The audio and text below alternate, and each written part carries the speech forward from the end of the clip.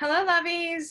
How are y'all doing? I am so excited. I really can't think of a better way to start the new year than talking to some of my co-authors from our book, Finally Free, that's coming out this month. And to start us off, we have Princess Omon Wanrero and Miss Bobbie Crocker, two amazing women who have quite the story to tell. And we are going to chat a little bit today about who they are and why they chose to participate in this book project. So, hello, Miss Princess. How are you? Great. How about you? Thanks for having me. I'm so glad to have you. Thank you for coming. So, why don't we start with you just telling us a little bit about yourself? Oh, wow. Well, I'm so excited to talk about me. Yeah, well, like you say, my I'm Princess Omon. I'm originally from West Africa, Nigeria. I'm a mom. I'm a single mom with three beautiful kids. And also, I'm an author and I'm a simple hearted person. So that's a little bit about me for now. I feel like there's not much simple about you. Yeah. Well. Oh, that's awesome. I love it. I love it. Miss Bobbie, why don't you tell us a little bit about yourself, ma'am? I know this is your first interview, but you are going to be amazing. So don't let that get to you. Well, thank you, Angela. Thank you so much. I do appreciate you asking me to participate. Yes, it is my first interview. So if I sound a little nervous, I hope everyone forgives me. My name is Bobbie Crocker. Like you said, I live in Minnesota in the USA. I am the mother of 2 grown children and I have 8 grandchildren. My life has been interesting up until this point. What else would you like to know? How do you spend your days? I spend my days, I actually am in sales and marketing for a home health company here in Minnesota. And I travel quite extensively through the state. So that takes up a portion of my day job or my daytime. So. Mm-hmm. How is the weather there? Well, right now I'm looking out over the lake. It is frozen and it is snowing here. White Christmas. You can keep it. Yes, I would love to be down there with you all. Princess, I know where you're originally from, but where are you now? Are you a coast girl? I'm in Colorado and it's actually frozen too. It snowed yesterday, so it's frozen. Yeah. I moved from California a year and a half ago. Okay. To Colorado, and it's been mind blowing because, when you get to a point in your life when God says go, you just listen and just follow instructions and go. And I moved down here. I used to live here like 17 years ago, and I moved to California. I got married and moved to California. But I needed, things kind of changed when God shifted things for me and he said, move. So I moved back and I stayed with my best friend for a year and 4 months. I lived in her basement with my 3 kids, and then got my own place, and that's it. That's awesome. Yeah. That's awesome. I have a similar story in that I left a marriage of 10 years and I moved in with my mom with my 3 kids, and we all shared a bedroom, and that's what we just had, a bedroom. And it was a leap, but it was the right one to make. Came with growing pains, but it was by far the best decision I could have made for us. So that's awesome. I guess go ahead and tell us a little bit about your chapter and why you chose to participate in this book project. Oh, wow. I mean, man, I love the whole group thing. I love everybody in this group. It's just just knowing everybody. And I haven't read anybody's story, but I know my story. But when we talk, I could see the fire in all of us. And, as a collective, It's powerful. Well, the title of my chapter is Through My Pains, I Found My Purpose, because um, I was, like I told you, I was married. He was a good dad to my kids, but, and a good time, a good dad, a good husband at that point in time. But when he was not working, it wasn't working, because all I wanted to do was just be somebody's wife, be a mom, and just raise my family, because that's all I know. And I thought, like, what have I done to deserve not being that? I put in my best to it, gave him all. But at the end of the day, it didn't work out. There was domestic violence, there was abuse, there was emotional and physical abuse. But I had to find me. Okay. He actually filed a divorce. I didn't file it, because I don't know if you've been a victim of domestic violence. You're afraid to leave because because your emotions have been damaged, and you're told you're not good enough. You don't see anything good about you. And I was in that state. I didn't feel me. I was just going, okay? But when I found me and realized that I couldn't live my life this way anymore, and then there was a separation, and then there was a divorce. All I had was my kids, my three beautiful kids. I held on to them because they were all I had, all I needed to hold on to. And then I had God, who I always like run to or talk to. I talk to God like we're talking right now. And I always like, Lord, did you hear that? I just tell him everything. Like, because I was afraid to trust anybody, because you don't know who is understanding or feeling you or whatever. So I had to just confide in my kids. So, but with my chapter, I had to find a way to just move around life and just get centered in what really my purpose is. And through that pain, I was able to understand how to serve other women who are or who would be in that position. Absolutely, absolutely. That's excellent. Good for you. Good job. And I love that. I love how you have conversations with God. I think that's probably how it's meant to be. So that's great. Yeah.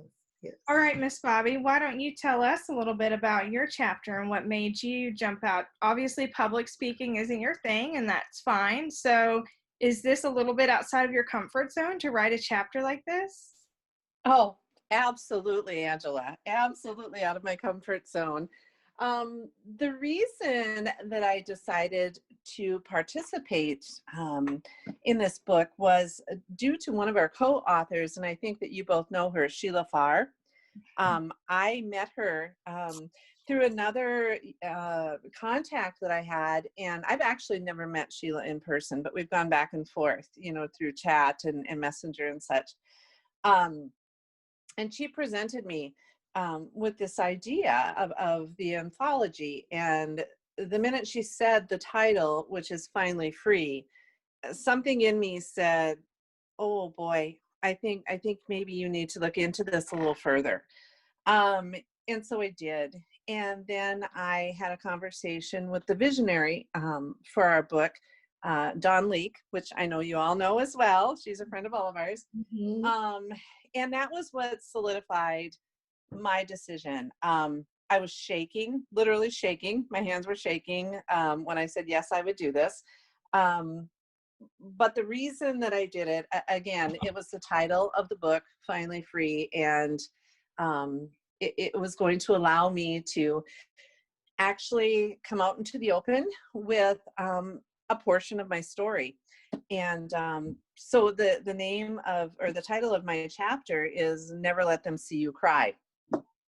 And the reason I chose that is because that is something I lived by from early childhood. And that was just something that I was told, be brave, stand up, don't let them see what's really going on inside. And when I say them, I mean community members, friends, everyone actually, anyone outside your little family. So that is what I lived by for many, many years, never let them see you cry, chin up, do what you have to do, move forward. And so I did. And I have been divorced twice. And, there's a lot of, there were addictions and things leading up to all of that. But I had two children, or I have two children. And I always had to be, on the upside for them and never let them see you cry. And so from that, I, with my divorce from my second husband, everything was pretty much lost, and I had to try to figure out how to rebuild. And listening to both of you, living in your friend's spare room and in the basement, I did a very similar thing, but I didn't have my children; they were grown at that time. But I was couch surfing, and it was a very difficult time for me. But as I went on, I did many things that maybe I would not have done, as far as jobs and whatnot, just to survive. And gosh, it was a long, winding road. And I think that, like Princess said too, God was there. I just wasn't listening all the time. And I think when Sheila came in, I did start to listen. Oh, that's incredible. Well, good job. It sounds like you've really persevered through quite a bit. And I think this experience is going to be excellent, not only for you, but for those who get to hear your story and feel, inspired and motivated by it as well. Thank you. Princess, you mentioned that, your lessons, your trials have helped not only you grow, but that you're using them to help others grow. Why don't you tell us a little bit about that? Yeah, with the trials I went through, with all the trials and the tribulations, the journey itself. So I've been able to meet a couple of women, not a couple, a lot, but a lot of women, who are either going through these, because you don't know what people are going through in the four walls of their houses, their homes. You don't know, unless they tell you. And I'm also a consultant with Mary Kay. So when we do skincare classes, I have this opportunity. It's like a ministry. I have this opportunity to tell people about me and what I do and how I got into doing what I do. And then we talk. And then when they relate to me, because when people want to see that you're authentic, they want to see that that you're real, you're not just the behind the makeup and everything you have on. They want to see the true you. And so when I'm vulnerable, telling them what I went through and the reason I'm still standing tall and all that, so I'm able to empower them and enrich their lives. So, and with that, it gives me so much joy to know that I am serving and I'm helping reunite either kids or family, or helping one other woman stand tall against all odds. Mm-hmm. Absolutely. Yeah. Absolutely. So you do Mary Kay, is that what you said? Yeah, I'm a consultant with Mary Kay, and I'm also a mindset shift coach. So I help, just help shift your mindset from the limitations you have already been programmed during your whatever situation or the trauma you have, or anybody has been into. So I to do this mostly with women, single moms, Mm-hmm. and young Mm-hmm. teens.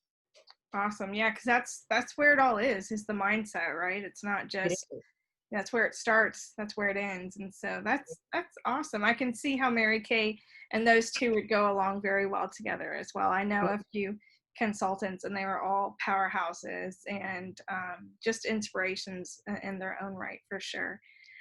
That's awesome. Thank you. Miss Bobbie, what do you think, what is when you started doing this and you had to decide, like, oh, this is so scary, and then you were like, but I'm gonna do it. What do you think your main reason for saying yes was? What do you think your main motivation was?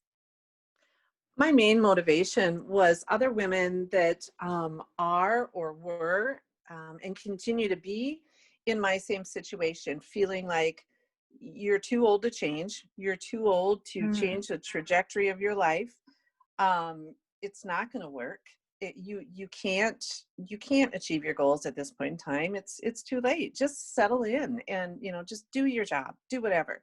And that's just plain and simply not true. And I really feel compelled and drawn and I led to share how I overcame a lot of those negative thoughts that were just kind of keeping me down. And there's a line in my bio, and it says from couch surfing to Costa Rica, and that really happened to me. I was in Costa Rica last year with a group of strangers, women, business women that I met when I made the decision to spend a couple $100 on a conference that was in the Twin Cities. So it was near my area. I had no idea what it was about. And I met a fabulous woman there. And from there, I ended up in Costa Rica at a mastermind. And it was the biggest decision I've ever made. So I've done it, and it can happen. And I want other women to be able to see that vision and be able to help them get there, because it can be done. I'm living proof. Yeah. It can be done. Absolutely. And isn't that, I see so many of, where I feel like we're at kind of a precipice of, especially in America, where for so long women were told, like, well, just sit down and don't say anything. Well, we've started to stand up and say things, and now it's, well, you're too old for that now. Like, okay, yeah, you did that, but now you're too old for that. Like, now you need to just sit down and stay there, because it's too late. It's too late for you, lady. You should have done something a long time ago. I mean, and I think like the 40 under 40 and those kinds of awards kind of reconfirm that kind of mindset. But women like you are like, what? No, I'm just beginning. Like, this is what's happening, and I'm doing it. And I think that is awesome. I think you're really going to make Well, some things. I thank you for saying that. There's absolutely no way I could have done this at any earlier age, because I wouldn't have had the experiences that I have now. And yeah, and it just, I'm as I'm speaking to you right now, I'm smiling, because that is so true. It's exactly how I feel. Mm-hmm. And they say when the student is ready, the teacher Mm-hmm. appears. You understand me? When the student is ready, sometimes I believe we have to go through life, get through life. We have to, I remember one time I was angry with my mom. I was like, how come you never told me life would be like this? And she said, there's no manual. Who told you that I know? And then when you trace it down, it all makes sense that there's no manual for life. You just live the life, and I learned with my journey how to surrender and ask really for God's help. And that's how I developed the conversations with God. Because when I started, I said, you know what, Lord, I can't do this anymore. This is just hard. It's so hard. And like I'm ranting. And I just feel like he's just there like, okay. Okay. And then, are you done? Can I talk now? So yeah, we have to, I believe just going through life gets you to the part of your journey. We go through life to get to the part of your journey. Like my culture, like I told you guys, I'm from West Africa. Marriage is either arranged first, or maybe just like, oh, I fall in love and you meet the person. But when it's arranged because it's a cultural thing. You can't say no. You're like, you gotta go, And so now the new generation now finding us and believing in ourselves, knowing that I need to know this person before I get into this thing. And even when it's not working, I have a voice to talk and like, I'm not feeling what you're doing. I don't understand what you're doing. Can we communicate? All this helps us grow. Okay. And I'm grateful that I'm part of that journey now, that now I found me and I truly know what I want, and I can define some things I want. I once read is a quote by Michael Jordan's mom. She said something to him while he was growing, playing basketball, and he was cut out in the game. And he came home, he was angry, and his mom said, "What's wrong, son?" He said, oh, they caught me out because I'm too small. And the mom looked at him and said, it's not the size of the player in the game, but it's the size of the game in the player. Mm-hmm. So how big and how hungry are you for what you truly want in life? And I took that really personal. I'm like, okay, I'm running with this. You know. Yeah. Dawn, the she's my mentor, so She's can't my mentor too. over this, book. One of her favorite quotes is "Do it scared," and I think that definitely applies to all of us, in at different times in our life, and I think because if you wait until you're not scared, you're never going to do anything. So you just have to do it and sweat and stammer and, whatever that may look like to you. But, the more you do it, the easier it gets. I used to hate public speaking. I would do it, but I was terrible at it. I hated it. And now, it's not that big of a deal. And if you would have told me that I would look like this right now, talking in public to me 5 years ago, I would have been like, you lying. There ain't no way. Oh my. I still shake over that. When I have to go to an interview, I'm like, oh my God, do I really have to appear? And I'm like, oh, and I'm shaking, and I have a pin I'm holding, like bending things underneath, but do it scared too, it's cool. Absolutely. Bobbie, do you feel like your trip to Costa Rica was kind of a pivotal point for you? Absolutely. It really was. It helped me develop the path that I want to go down now and have started going down.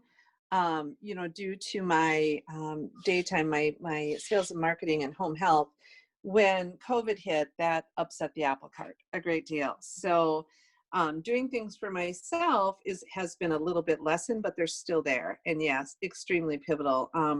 Without Costa Rica, I wouldn't be able to be talking to you and Princess right now, and none of this would be happening. So that was a turning point in my life. That was probably the biggest blessing that I've ever received. Do you have a C-level goal, like a goal that's like really, really, really big and really scary, and you have no idea how you would get there, but it's something that you would like to do that you'd be willing to share with us? Absolutely, I do. Good. I do. What I would like to do is be able to do or help women over the age of 40. And I certainly don't mean that to be discriminatory, but that I do feel that that's where I would be the most help for women over 40. Sure. But to help them get to a point where they have the confidence they need to actually achieve whatever it is they want to achieve. They don't need to be have desires to be an astronaut. It might be that they want to own a little boutique, or who knows what it would be. But I want to be able to help as many women as I can and leave my so-called day job behind, because it's wonderful and it's afforded me the opportunity, to be able to do some of the things that I'm doing now. But I'd like to be able to share that with other women as well. So my big goal, yes, is to be able to spend my days working with these women full time. And that's a big one. Wow, that's powerful. That is Yeah. powerful. That's wonderful. What about you, Princess? What's one of your big goals that you'd like to accomplish one day? One of my big goals is to be able to enrich as many single moms and women as I can globally. I remember being in a position one time when, working in a hospital and living paycheck to paycheck, and there wasn't any food in the house. And I think I had spaghetti, but I didn't have the sauce or ball or meatball to make for my kids. And I thought about it, being the mom in me, I stumbled up something, and I got some onion and oil, fried it up, got barbecue sauce, mixed it up with that spaghetti, and boom, food was on the table. They ate that food. This was on a Wednesday. I got paid on a Friday. I made them the real spaghetti with meatballs. They didn't eat it. They didn't like it. They say it didn't taste like that one you made. That was some kind of Chinese food. that, that taught me that you make life what you want it to be. You name your dog what you want your dog to be, or what Mm-hmm. So I want to be able to help as many women as I can globally, letting them know that it is possible. Yeah. I was down there, and now I'm not at my destination yet, but I want, at the end of the day, when God calls me home and I look back and I maybe meet my twin in heaven, and I'm being presented with all the opportunities that I could like have missed. I want to be able to say, yes, I didn't miss out on all of them. At least I met to a lot of them. So Mhm. that's my That's dream cool. for I one of have them. no doubt that both of you will do just that. And I think that this book can be really monumental in that as well. So, Miss Bobbie, we're going to close out with I'm going to have both of you tell me the best way for people to get a hold of you, because surely someone listening has felt a little bit of a connection to both of you and they want to follow you a little bit more, connect with you. So, what is the best way, Miss Bobbie, for people to follow you to keep up with what's going on with you? The best way for people to follow me is through my Facebook page, which is simply Ms. Bobbie Crocker, MS Bobbie Crocker, BOBBIECROCKER. And go ahead and just direct message me through that, and I'll certainly get back in touch with you. Awesome. What about you, Miss Princess? Yeah, the best way people can reach me is on Facebook. I have a Facebook group called Blessed Billionaire Babe Academy. So when you join the group, message me, DM me, let me know you want a one-on-one with me, and we can go from there. But I'm on Facebook with my name, Princess Omon, but I have a private group which is called the Blessed Billionaire Babe Academy. Blessed Billionaire Babe Academy. I love it. I like the thought of that for sure. It's a mindset. It's a mindset, because like I said, you are what you call yourself. So Absolutely. Absolutely. I love that. Love that. All right, ladies. So I will link both of y'all's pages in the comments on my Facebook page so that people can easily connect with you guys. And so if y'all have any questions for these lovely ladies, please don't hesitate to reach out to them. And our book is publishing the 21st of January. So be sure to purchase a copy, or 2 or 3. Surely there's some women in your lives that you feel could use some inspiration. I mean, we all could, right? So yeah. Thank you, ladies, so much for taking time to chat with me today. And I really look forward to, I hate that you guys are so far away. I wish y'all were on the coast, but I'm certain one day our paths will cross and we'll get to hug each other and see each other. Yes. Absolutely. Thank you for having us. I'm sorry. Thank you. Yes. Thank you so much, Angela. I really appreciate it. Thank you. Thank you, ladies. Y'all have a wonderful day. You as well.